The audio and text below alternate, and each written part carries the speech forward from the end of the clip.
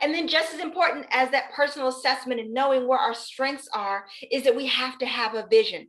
And I intentionally do the strike through on a vision because I really want you to have vision.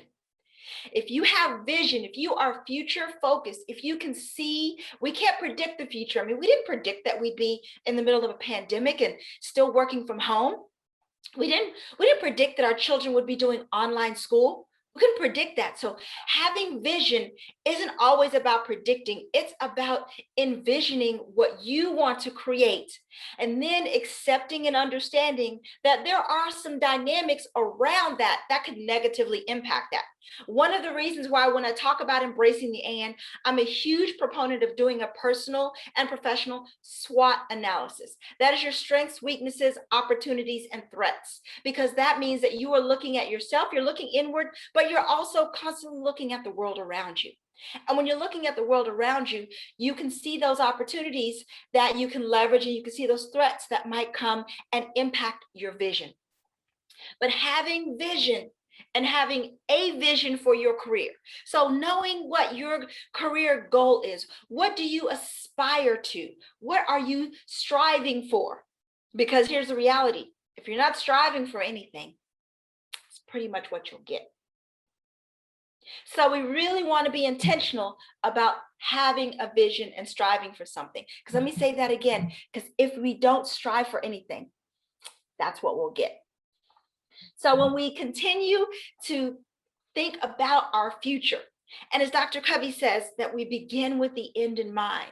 So when we begin our career path with the end in mind. So for those of you that are early in your career, this is having a vision for what your career would look like moving forward. For those of you who are middle of your career, what does the next stage of your career look like?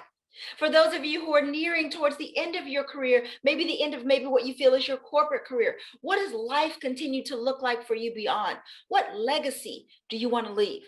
And now I'm a big proponent of the word legacy in our vision because quite frankly, even when we're early on in our career, we should be thinking about legacy.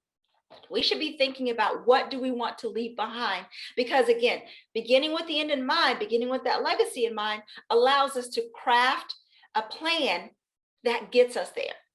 And that means that we have to be adaptable. That means that we have to adapt our skills. That means that we have to be willing to continue to upskill and to sign up for classes without being told, but and to realize that when we receive feedback, that feedback is for our benefit. Now, there's a difference, of course, between feedback and criticism, and oftentimes the difference is sometimes how you feel about it. But there's certainly delivery methods, methodologies that really improve the ability for someone to receive feedback, even if it's formative feedback, which we often feel is being critical. But you know what? Without evaluating where our challenges and deficits might be, we can't bridge those gaps. But at the same time, without evaluating where our strengths are, we can't continue to acknowledge the progress and the growth that we have had as leaders. So you have to make sure you do both, and your vision helps you continue to see that.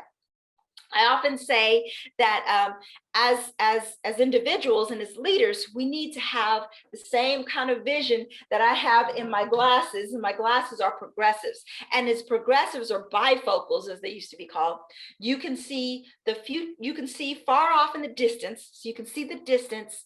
You can see the short term, short, medium, and long term future, but you can also see the details that will get you there. You can see the weekly activities that it requires to get there.